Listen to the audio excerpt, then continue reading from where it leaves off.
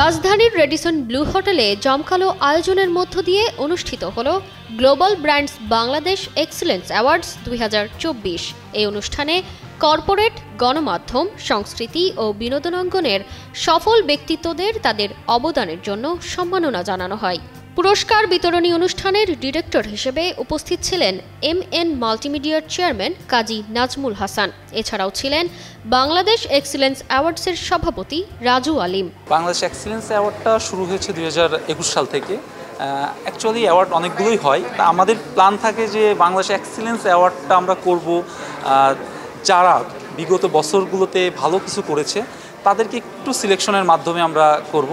আমাদের ভিন্নতা হলো এখানে কোনো ইটস নিট অ্যান্ড ক্লিন, এবং আমাদের এখানে জুরি বোর্ড আছে, এবং জুরি বোর্ডেই এবারের যে ফিল্ম এবং OTT কিংবা অন্যান্য বিনোদনে আপনি মতিন রহমান এবং জাজ মাল্টিমিডিয়ার আব্দুল আজিজ এবং চিত্রনায়ক রুবেল সহ আরও অনেকেই জুরি বোর্ডে আসছে, বিশেষ করে বিনোদনে এবং কর্পোরেট বিজনেস অ্যান্ড অন্যান্য সেক্টরে আমাদের বিশেষজ্ঞরা আছে ব্যাংকিং এবং বিজনেস সেক্টরে।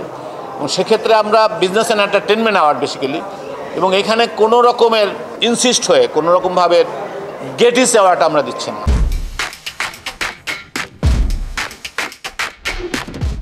মিডিয়া ও বিনোদন বিভাগে সেরা চলচ্চিত্র নির্বাচিত হয়েছে তুফান। চলচ্চিত্র পরিচালক হিসেবে পুরস্কার পেয়েছেন রায়হান রাফি এবং চলচ্চিত্র অভিনেতা হিসেবে সম্মাননা পেয়েছেন শাকিব খান।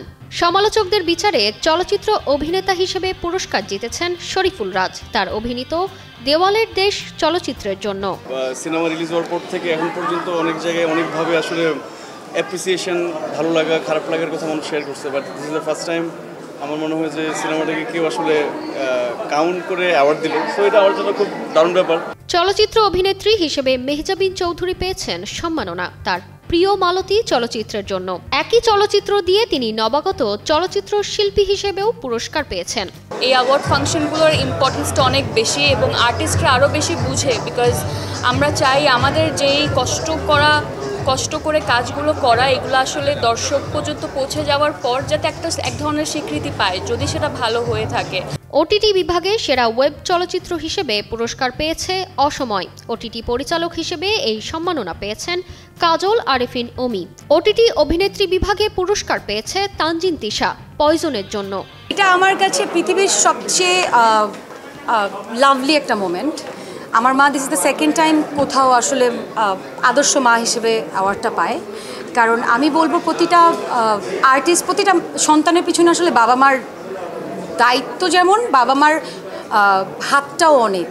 সো ওই জায়গা থেকে আমি স্টিল হিয়ার, আমি standing here, I am working properly just because of my mother. অন্যদিকে সেরা নাটক নির্বাচিত হয়েছে শেষমেশ।